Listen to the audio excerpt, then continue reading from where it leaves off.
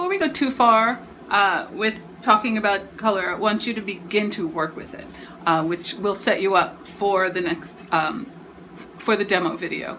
But I want you to also be looking at the interaction of color, because this entire assignment is basically based on the first group, basically based on the interaction of color.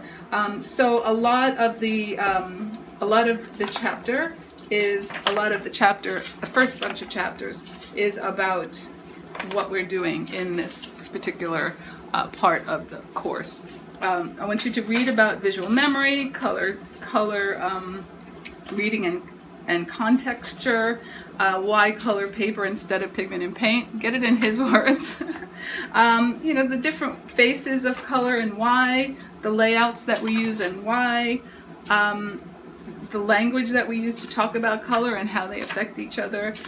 These are all going to help you understand what we're going to be doing. And then One Color Appears as Two is basically our very first study. So when you work with color aid paper, you want to be spreading yourself out.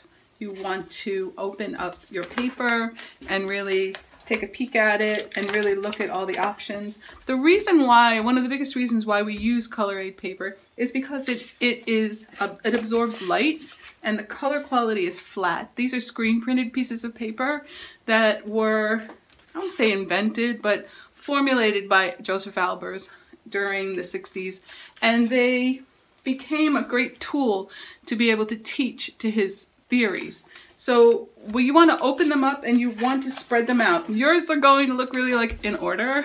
Mine have been used a lot, so they're not.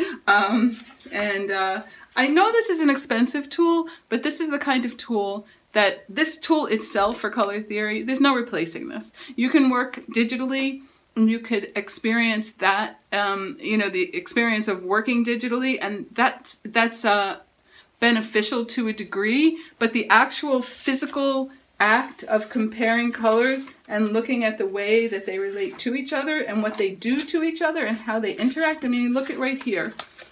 This is a series of colors that begin to relate to each other. Look what happens. If I take this color away here, it's a flat piece of paper.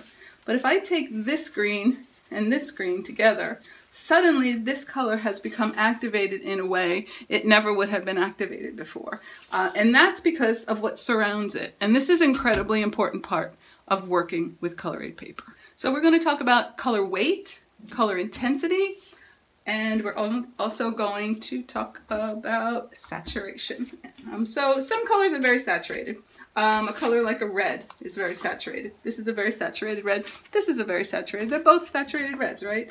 But if you look at them together, and I always like to work on a white background, that's very important. If you look at them together, they're both saturated reds, but this one might go towards blue and this one might go towards yellow. So you need to start looking for that. You need to start seeing what is inside of each color. And that's the difference here that we were talking about before as well, that there is some yellow here. Let's look at this together.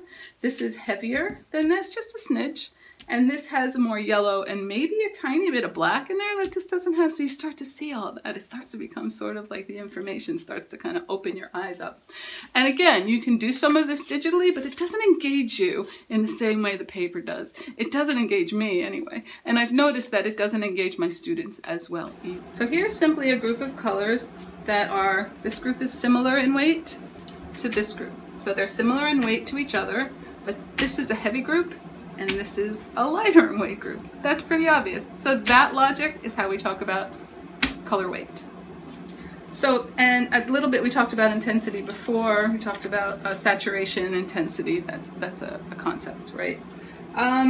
So when you're trying to figure out how to integrate colors sometimes, or how to work with colors together, or if they're going to affect each other, sometimes you want to see if they will affect each other in a way that might make their boundaries disappear. So there's all this terminology, vanishing boundaries, and you'll learn all about that.